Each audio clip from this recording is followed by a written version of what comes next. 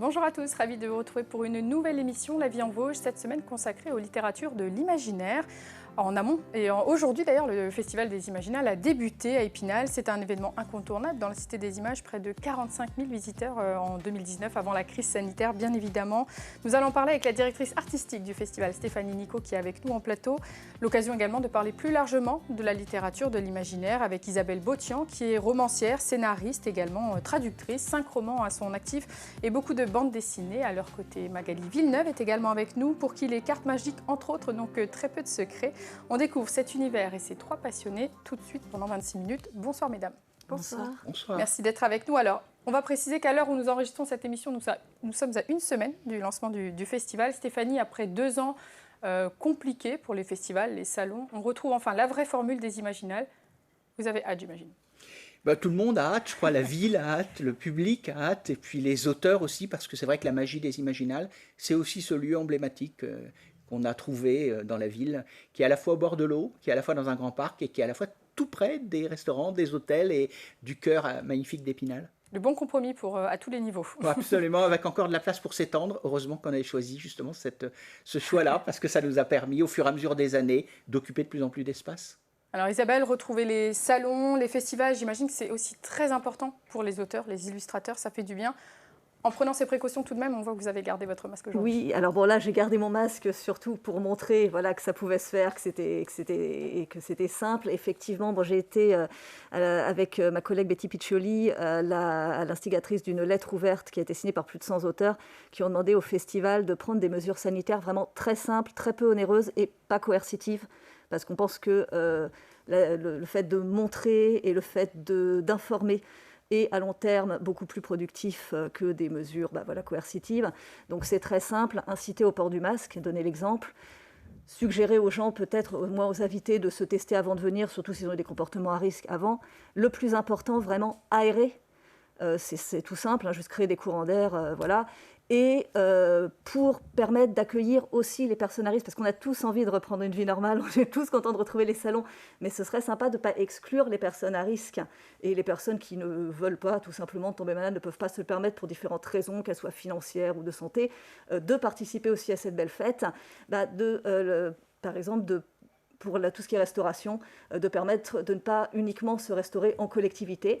Donc comme ça, les personnes qui peuvent se permettre de prendre des risques mesurés y vont, et les autres ont aussi la possibilité de profiter de la fête sans se mettre en danger. Voilà, c'est des mesures très simples, c'est des mesures qui ne coûtent rien. Après, on peut toujours en faire supplémentaires, bien sûr. Mais voilà, c'est ce qu'on demande, et puis et on essaie de donner le bon exemple. Donc là, c'est pour ça que je le mets, c'est un peu démonstratif, j'avoue. Mais voilà, vous voyez, vous m'entendez bien, vous voyez mes expressions, tout se passe bien.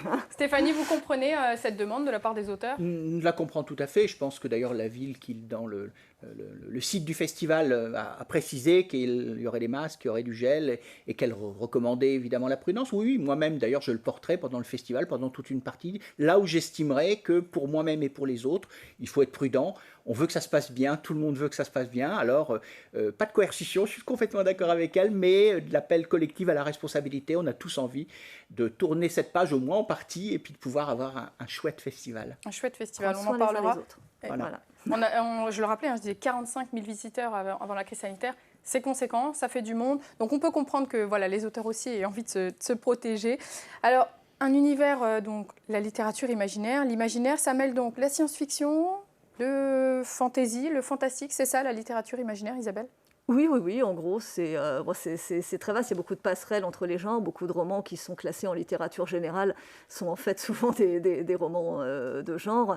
Je pense notamment au travail de Kazuo Ishiguro, prix Nobel de littérature, qui a tâté de la fantaisie, de la science-fiction dans ses œuvres. Son dernier livre, si je dis pas, je crois que c'est le dernier de la fantaisie pure, le géant enfoui, hein, c'est ça en français. Mais oui, globalement, c'est monde imaginaire, situation imaginaire, allégorie, aventure dans des mondes étranges, et projection dans le futur pour parler de notre présent à travers la science-fiction, beaucoup.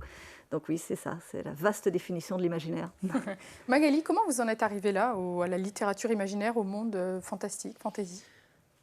En fait, pour moi, ça a été la rencontre avec un livre, enfin une série de livres, J'avais 18 ans à l'époque et à l'époque, ma vocation n'était pas encore tout à fait claire. Je savais que je voulais être artiste, mais ce qui m'a vraiment décidée à vouloir me lancer comme illustratrice, et notamment illustratrice de livres, ça a été la saga La Roue du Temps de Robert Jordan, dont il y a peu d'ailleurs une adaptation télévisuelle sur Amazon, je crois. Et ça a été pour moi en plus ma première immersion dans un livre de genre, de l'imaginaire.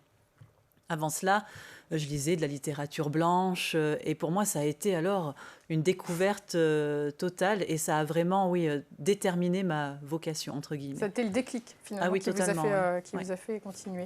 Isabelle, pour vous, c'était d'abord le côté science, biologie, de par votre formation, bien sûr? Oui, alors moi, j'ai un doctorat de bio à la base, donc vraiment rien à voir, mais j'ai toujours énormément lu et dans des genres très différents. J'ai l'impression d'avoir plus baigné dans la littérature générale, mais j'avais toujours... mes grandes références ont toujours été en fantaisie. Je sais pas, je pense qu'il y avait des films comme Willow ou des choses comme ça qui m'avaient beaucoup marqué. J'ai pas eu une œuvre fondatrice, on va dire.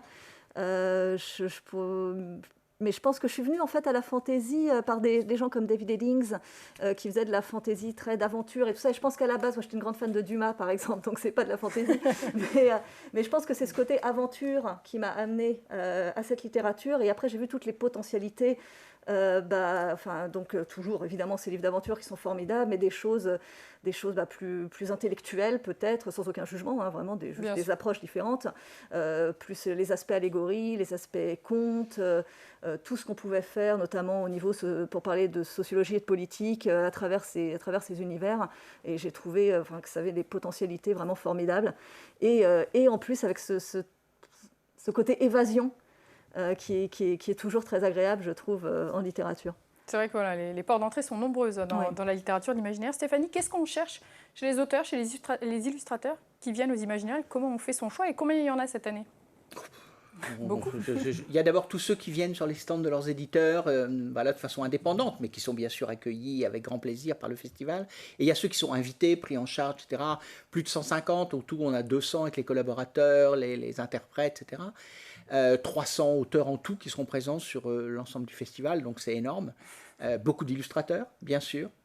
J'espère qu'au fur et à mesure des années, on aura de plus en plus aussi d'illustratrices. C'est pour ça que je suis contente que Magali soit là, parce que justement, elle nous a fait une très belle affiche il y a quelques années du festival, et c'est donc un plaisir de la retrouver sur le plateau pour en parler. Et puis, c'est aussi, évidemment, toute la façon de repérer les auteurs. Comment on repère un premier roman? Il y en a beaucoup. Qu'est-ce qui fait que dans un premier roman, même s'il n'est pas totalement abouti, le public ne le verra pas, parce que lui verra une chouette histoire. Des fois, nous, professionnels, on repère des petites choses, mais on se dit, il y a une plume, il y a quelqu'un. Et quand on a un peu de métier, on se trompe rarement.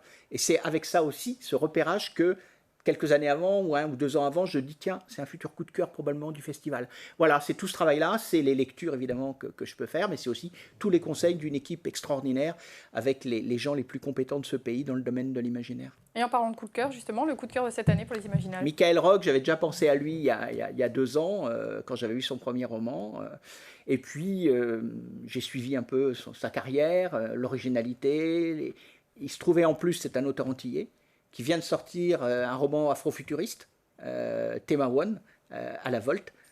Et puis, comme j'avais décidé d'avoir un thème, l'afrofuturisme, c'était un auteur qui sortait un roman afrofuturiste. Ça allait très bien. Alors là, vraiment, comme on dit, toutes les planètes étaient alignées. Et donc, je me suis dit, Michael Rock va être le coup de cœur cette année. Et donc, il nous arrive des Antilles. Voilà. Eh bien, on le découvrira aux Imaginales. Isabelle, c'est quoi être auteur, illustrateur? Magali aussi, en 2022. Est-ce que le statut des auteurs évolue dans le bon sens? Disons, il était déjà tellement pas terrible que, quitte à évoluer, voilà, la marge de progression est tellement grande que oui, on va dire qu'il évolue dans le bon sens. Non, après, il y a encore énormément de travail. Bon, un auteur, il faut savoir qu'il va toucher en moyenne 5% du prix du livre. Et s'il y a 2 auteurs comme en bande dessinée, c'est fatalement divisé par 2.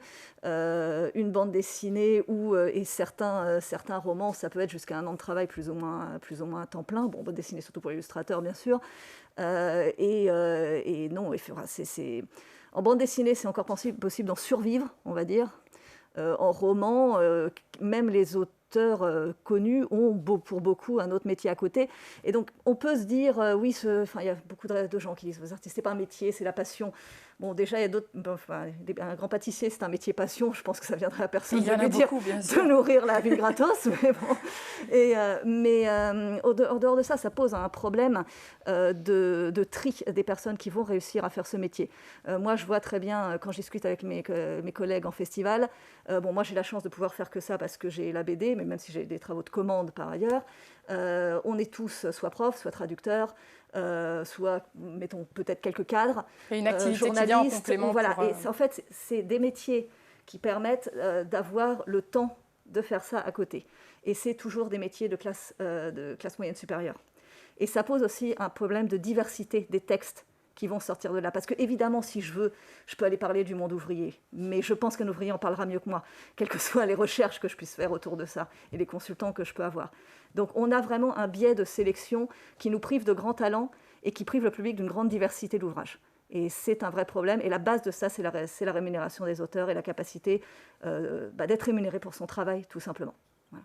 Stéphanie, il y aura une conférence justement, alors plusieurs conférences bien évidemment, mais une conférence sur l'écriture, c'est un métier, comment en vivre. C'est important d'avoir ces moments pour les auteurs et pour aussi le grand public découvrir finalement l'envers du décor.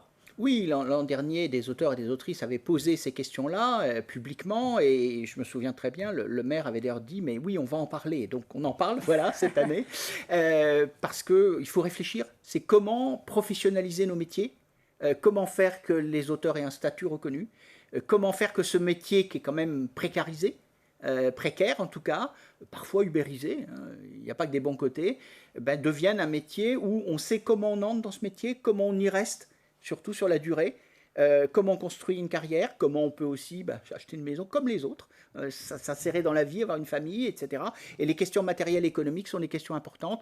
Et ça, évidemment, c'est discuté aussi avec d'autres organismes. Je pense, entre autres, à un des soutiens du festival, qui est le Centre national du livre, évidemment, qui a joué un rôle positif, par exemple, avec les associations et les syndicats d'auteurs, dans les mesures qui ont été prises, entre autres par la ville et d'autres, pour que les conférences, les débats, qui étaient dans le temps totalement bénévoles, alors que c'est du temps, c'est de la préparation, il faut venir, c'est de la disponibilité, soit aujourd'hui rémunérés et nous en profitons tous. C'est important. Magali, est-ce que c'est aussi des discussions qu'on a entre auteurs, entre illustrateurs sur des salons, sur des festivals, lors de conventions? Est-ce que c'est des sujets qu'on aborde? Oui, bien sûr, et je trouve que Stéphanie vraiment pose des questions fondamentales qui sont finalement relativement invisibilisées dans nos métiers. C'est vrai que ça peut paraître tout bête, la capacité d'acheter une maison, des choses finalement, des jalons normaux de la vie normale deviennent assez vite plus complexes pour nous, effectivement. Et je trouve qu'en cela, même si on est d'accord, il y a tout un ensemble de paramètres qui doivent concorder pour améliorer la situation des artistes auteurs. Je reste convaincue également du rôle que peuvent jouer les médias généralistes, surtout sur la question, parce que ça fait 15 ans que je fais ce métier. En 15 ans, des journalistes, j'en ai vu beaucoup, j'ai été souvent interviewée, parfois pour la télévision, et c'est vrai qu'on constate qu'encore aujourd'hui, je peux le comprendre, mais je pense que ça peut évoluer. Il y a encore, une approche un peu romancée de la vie d'artiste, où on sent qu'il est presque décevant parfois pour un journaliste de se retrouver face à un dessinateur dont le profil ne ressemble pas, comme je dis toujours, un petit peu, vous savez, à la chanson « La Bohème » de Charles Aznavour, et que finalement, il découvre que nous sommes des chefs d'entreprise avec des responsabilités, un travail qui est finalement très cadré. Pour faire une carrière, il faut être discipliné. Il ne s'agit pas de se mettre à peindre quand on se sent tout chose. C'est pas comme ça que ça marche. C'est pas comme ça que ça fonctionne. Et moi, c'est vrai qu'un de mes chevaux de bataille, en tout cas lorsque j'ai l'occasion de pouvoir parler publiquement au grand public, parce que je mets de côté les médias plus spécialisés où Bien forcément sûr. ils ont un peu plus conscience des réalités, mais pour le grand public, et notamment les jeunes artistes qui aspirent à faire une carrière, leur expliquer que ces carrières-là sont possibles. On peut en vivre, on peut même en vivre bien, mais il faut avoir conscience que voilà, ça va être du travail, ça va être de l'administration. Et c'est pour ça, je pense, que les médias peuvent jouer un rôle pour montrer, par exemple, aux parents inquiets, ne vous inquiétez pas, il ne va pas forcément finir dans la rue juste parce qu'il est artiste. Ça a évolué, ça s'est modernisé, ça peut encore évoluer, mais on est sur le bon chemin, je pense. On va en parler de ce travail et notamment de vos clients qui sont principalement à l'étranger, Magali. Mais juste avant, je vous propose qu'on fasse une petite pause. On va regarder un reportage d'une autre attraction des Imaginales, le body painting. On regarde le reportage, il est signé Thierry Lasson et Nicolas Brétard.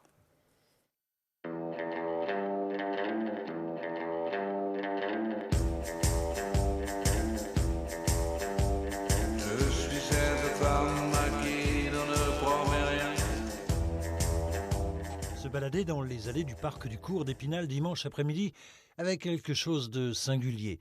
Au milieu des combats médiévaux et autres fantaisies, elles étaient bien là, en chair et en couleur, de véritables œuvres d'art corporelles qui s'invitaient aux Imaginales à l'occasion de la rencontre Body Painting France. Je suis cette femme qu'on ne prend pas par la main. Ici, on travaille sur les thèmes nature en accord avec les Imaginales. Donc chaque artiste crée son personnage, il transforme les modèles en créatures. Les modèles rentrent dans la peau de quelqu'un d'autre. Le but justement, comme je crée cet événement, c'était de pouvoir aussi participer en tant que l'artiste. C'était un échange, c'est pour ça que ça s'appelle une rencontre, on n'a pas de concours. Aujourd'hui, ça devient de plus en plus difficile pour moi de participer en même temps en tant que l'artiste et en tant que l'organisateur. Et si Christophe a du mal à jongler avec ses activités, c'est que le succès est au rendez-vous. La rencontre amicale, née en 2012 et qui rassemblait 9 participants, a bien grandi. Cette année, une trentaine d'artistes amateurs et professionnels ont fait le déplacement, parfois de très loin, comme Aurore, maquilleuse de métier, accompagnée de son modèle au style très amérindien. 6 heures de travail pour en arriver à ce résultat. C'est ça aussi les Imaginales, un côté des Imaginales en tout cas, parce que les Imaginales, ce n'est pas que les auteurs, c'est un ensemble de choses finalement qui gravitent autour. Oui, c'est devenu considérable, y compris avec des partenaires. D'ailleurs, moi, je ne m'occupe pas de l'ensemble des choses, parce que des fois, je me répartis avec aussi l'équipe, le directeur du festival s'occupe beaucoup d'un certain nombre de sujets aussi. Donc voilà, selon les thèmes, et ça pose aussi des questions. Parce qu'évidemment, le corps qui est montré, c'est souvent le corps des femmes. Donc la question aussi qui se pose nécessairement, c'est les hommes. Et il y a 1 ou 2 ans, on a commencé à voir des hommes arriver aussi dans le body painting. C'est-à-dire que finalement, l'égalité, il faut qu'elle progresse partout. Il y a aussi des femmes qui veulent voir des hommes avec le corps peint. Il n'y a pas de raison. Et les choses, là aussi, sont en train d'évoluer. Il faut les faire évoluer, bien évidemment. L'art, le regard, le corps, toutes ces questions sont aussi des questions qui sont au cœur des discussions dans un pays comme le nôtre, bien sûr. Alors Magali, vous êtes, vous, une illustratrice de l'imaginaire. On parlait du statut des auteurs, mais en tant qu'illustrateur, donc dans ce secteur en tout cas, dans le vôtre, vous travaillez principalement avec des clients à l'étranger. C'est pas possible, trop difficile de travailler avec des clients français? Je ne peux pas généraliser, je peux vraiment donner seulement mon retour d'expérience. Effectivement, dans mon domaine, avec mon style, j'ai très tôt eu la sensation qu'il aurait été difficile, je ne dis pas impossible, mais difficile de ne pouvoir compter que sur le marché français pour pouvoir vraiment faire une carrière. J'ambitionnais pas de vivoter de ma carrière, ça fait quand même 15 ans que je fais ça. Ça aurait été très difficile de vivoter pendant 15 ans et j'ai très vite senti que les vrais débouchés, la possibilité d'être occupée à plein temps, ça ne se trouvait pas en France pour moi, mais vraiment aux États-Unis. Oui. Donc aujourd'hui, ça passe par l'illustration de jeux, de cartes, de cartes magiques pour ceux qui connaîtraient ça. Oui. Expliquez-nous un petit peu en quoi consiste votre travail. C'est très diversifié, comme vous le dites. Ça peut être pour du jeu, même parfois du jeu vidéo. Je suis également concept artiste, donc cela peut m'amener également à travailler pour des compagnies variées afin de pouvoir faire du design, de la recherche, du développement. Je continue à faire des couvertures de livres. On est vraiment multitâche dans notre domaine et c'est tant mieux parce que c'est ce qui fait que c'est passionnant. Et voilà. C'est déjà pas mal. Alors Isabelle, vous, donc, il y a des BD, des romans, vous avez décidé de faire les deux en tout cas. Les dernières sorties, donc Zone Tampon et en BD Dragon et Poison qui est juste à côté de moi. Dites-nous en quelques mots, qu'est-ce qu'on découvre dans ces deux univers? Alors, il va falloir être efficace. Zone Tampon, pour le dire très court, c'est un roman post-effondrement climatique et qui va poser les questions à la fois scientifiques, sociologiques et politiques de comment on aurait peut-être pu faire pour éviter ça et quels sont les systèmes politiques et les solutions scientifiques qui permettent une certaine résilience. Parce qu'on voit beaucoup de théories, des fois très étayées, autour de ça, mais c'est souvent va y avoir beaucoup de choses autour de l'anarchisme et de l'autodétermination, des des choses beaucoup plus, au contraire, policées, renfermées, survivalistes. Et donc, c'est pour montrer... Alors, bon, moi, j'ai très clairement un penchant qui a ma préférence, mais je voulais aussi montrer les limites et les potentialités de ces différentes approches, de confronter des humains à ça. C'est un roman qui est vendu de plus young adult, donc pour les ados et jeunes adultes. Ça peut être lu par des adultes, mais l'idée, c'est qu'en fait, je voulais quand même m'adresser principalement à cette génération, parce que c'est cette génération qui va devoir être confrontée de plein pied, donc être confrontée. Qui va être confrontée confrontée tout court à ces problématiques. Et donc voilà, je voulais le faire avec espoir, mais sans non plus avoir sans déni. Parce que la situation est quand même grave. Donc voilà, Méro entre 15 et 24 ans, voilà, c'est un roman d'aventure, mais qui parle de problématiques sociopolitiques, et voilà. Dragon et poison, c'est beaucoup plus léger, même s'il y a des choses en sous-texte. C'est de la fantaisie d'aventure humoristique dans une cité où tout est empoisonné. Et j'ai une équipe de 3 bras cassés de messieurs et une dame qui sont des chasseurs de poison et qui sont un peu des roublards et qui essaient de se doubler les uns les autres. Et à un moment, une de leurs entreprises se finit très très mal. Et ils voulaient aller dans un puits au souhait où il y a un dragon qui exauce les souhaits. Et en fait, comme ça s'est très mal terminé en faisant ça, ils veulent retourner des années après dans ce puits au souhait et demander au dragon de les renvoyer dans le temps. Ce qui, sur le papier, peut être une bonne idée, mais en pratique, devrait très mal se passer. Donc c'est traité avec humour. Ça pose après aussi des questions sur le fait de vouloir sauver les gens d'eux-mêmes, le fait de vouloir... et aussi comment des gens qui ont beaucoup de capacités peuvent faire des choses parfaitement stupides alors qu'ils ont toutes les capacités pour faire des belles choses. Donc il y a des questions un petit peu plus sérieuses derrière, mais le ton est beaucoup. Il y a toujours un deuxième message, une deuxième lecture. Ouais, je ne sais pas faire autrement. Magali, la bande dessinée, c'est jamais quelque chose qui vous a intéressé, donné envie? Non, parce que j'ai toujours estimé que chacun son métier, finalement. Bien sûr. Moi, mon métier, c'est vraiment l'illustration. Et j'ai à ce titre beaucoup de respect pour les BDistes, qui sont des gens qui travaillent énormément et qui font un travail qui est, pour moi, qui me semble extrêmement fastidieux et vers lequel je ne me suis jamais sentie attirée, je dois bien l'avouer. Alors, il nous reste déjà plus que 3 minutes, mais Stéphanie, peut-être les temps forts, les grands moments du Festival des Imaginales. Il y aura déjà au cinéma, le cinéma, c'est pas le cœur, c'est le livre, mais il y a une très belle projection de Firestarter, une adaptation d'un roman de Stephen King qui aura lieu au Cinéma Palace, et c'est une avant-première, donc bravo au directeur du cinéma qui nous l'a trouvé. On aura évidemment une centaine de débats, de rencontres, par exemple, je pense à la science-fiction ne parle pas du futur, elle parle de nous. Évidemment, on va parler de l'afrofuturisme, puisque c'est notre focus, notre éclairage sur ces nouveaux courants de la science-fiction et de la fantaisie qui nous viennent évidemment du monde anglo-saxon, Royaume-Uni, États-Unis, mais aussi, surtout, des Caraïbes et d'Afrique noire. Donc là, ça va être tout à fait passionnant, avec une anthologie qui s'appelle donc Afrofuturisme, le monde change de visage. Et l'illustration de l'anthologie absolument magnifique, on l'a trouvée sur le net. C'est un artiste qui vit à Addis Abeba en Éthiopie, et mon rêve ce serait d'ici 1 an, 2 ans, de le faire venir pour exposer à Épinal. L'ouverture sur le monde, c'est aussi ça, c'est à la fois défendre les jeunes auteurs français, mettre en avant toute la richesse, je pense à Pierre Bordage qui est un habitué, qui est un grand auteur de science-fiction, la fantaisie avec tous les invités étrangers, je pense à Erickson qui avait lancé une de ses séries Épinal qui va avoir le 8e volume en attendant de terminer puisqu'il y en aura 10, et puis on va avoir tous ces auteurs comme Michael Rock et aussi plein de jeunes femmes, puisqu'aujourd'hui ce milieu qui était très masculin quand j'ai commencé à y travailler est aujourd'hui, en tout cas dans le domaine de la littérature, quasi à parité, peut-être pas encore de responsabilité et de reconnaissance, mais en tout cas dans le talent et l'arrivée des artistes, on voit autant d'autrices que d'auteurs. Un week-end riche, en tout cas, comme chaque année aux Imaginales. Isabelle, en quelques mots, les projets d'écriture qui arrivent pour vous? Alors, j'ai des nouvelles... j'ai cette... Enfin, c'est pas une série, mais plusieurs livres qui s'appellent dans un univers qui s'appelle Les Rhéteurs, qui est de la fantaisie politique. Donc, je suis en train de travailler à une 4e aventure, histoire dans cet univers.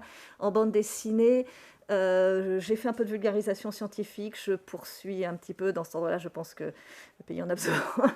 Et je travaille avec le même éditeur et la même dessinatrice, Rebecca Morse, aux éditions Draco, donc sur une autre bande dessinée que Dragon et Poison, qui serait une variation sur le mythe de Don Juan. et qui parlera d'anarchie versus démocratie. Ah. Parce que voilà, ça restera de l'aventure, ça parlera de super-héros aussi. J'ai envie de, c'est un mythe qui m'a toujours intéressée sur plein d'aspects, qui est d'une grande richesse, et donc j'avais toujours eu envie de traiter en bande dessinée. C'est chose faite. Voilà. Et si on veut en savoir plus, on peut vous découvrir aux Imaginales Tout à fait. ce week-end. Tout à fait. Magali, pour vous, alors c'est difficile de parler de projet, c'est ça? Oui, c'est assez difficile. Alors moi, c'est pas super fun pour faire de la promo parce qu'en général, tout est sous clause de confidentialité.